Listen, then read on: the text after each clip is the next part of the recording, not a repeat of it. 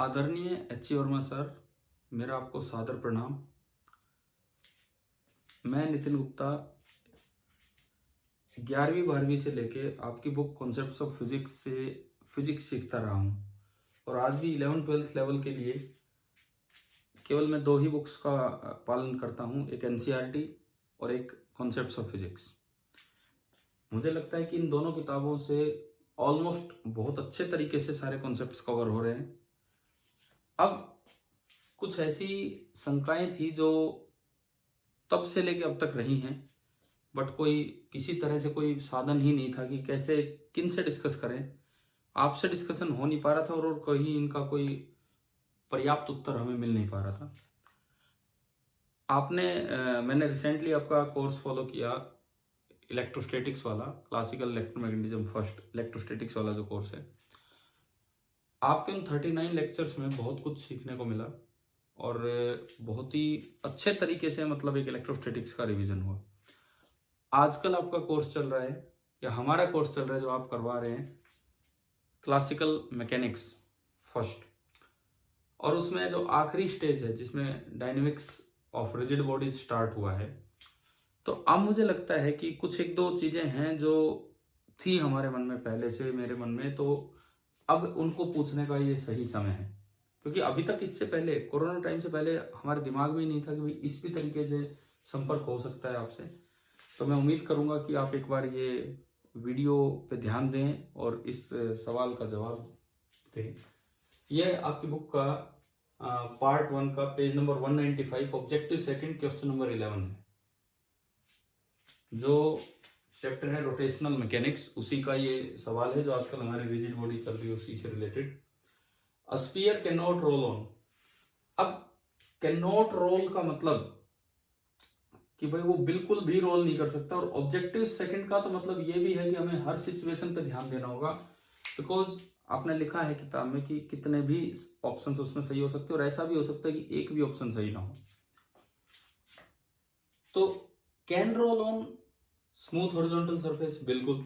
अगर हम उसे पहले से ही प्योर रोलिंग वाली कंडीशन दे दें, v बराबर ओमेगा आर वाली, और फिर उसको स्मूथ सरफेस पे उतारे तो उसी तरह से रोल करता जाएगा, नो डाउट, नो डाउट।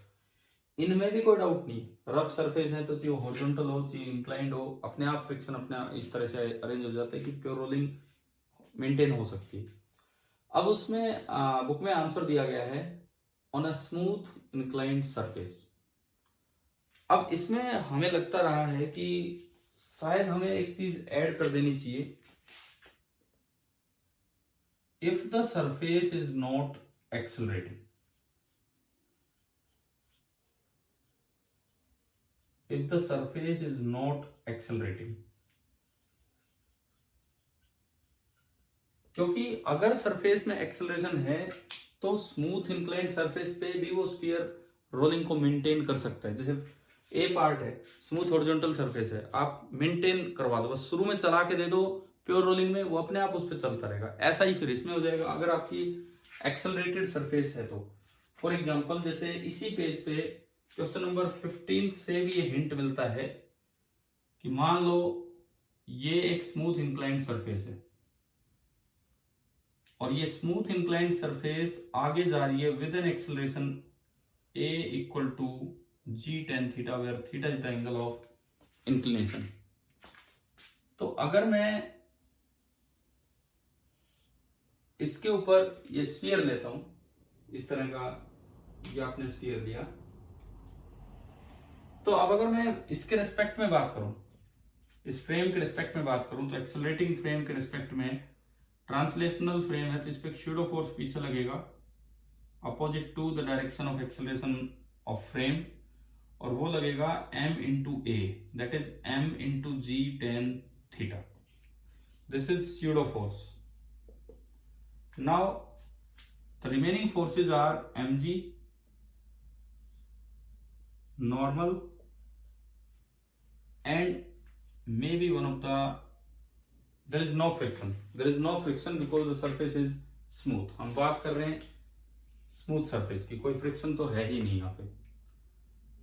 अब अगर इसमें देखा जाए तो mg का कंपोनेंट इधर की तरफ होता है mg sin थीटा, अच्छा, ये एंगल थीटा है तो ये एंगल भी आपका थीटा होगा। अब अगर मैं mg tan थीटा का कंपोनेंट इधर करूं, mg tan थीटा का कंपोनेंट, तो बन जाएगा mg tan theta into cos theta, mg tan theta into cos theta, and tan theta into cos theta is sin theta, यानी कि this component again becomes mg sin theta, mg tan theta into cos theta. Now these two components are cancelling each other, so there is no net force along the inclined plane, and once it has started pure rolling, then it will maintain the pure rolling. I think now it is similar to situation a smooth horizontal surface, क्योंकि उसमें भी parallel to the plane कोई force नहीं होता है, तो यहाँ भी parallel to the plane कोई फोर्स है नहीं। और जो सवाल नंबर 15 है उसमें भी इस चीज का यूज हो रहा है, if the sphere is set in pure rolling on the incline it will continue pure rolling। 15th question की ये स्टेटमेंट है, और उसमें जो पहला ऑप्शन है वो यही है कि it will continue pure rolling, और यही उसमें आंसर है।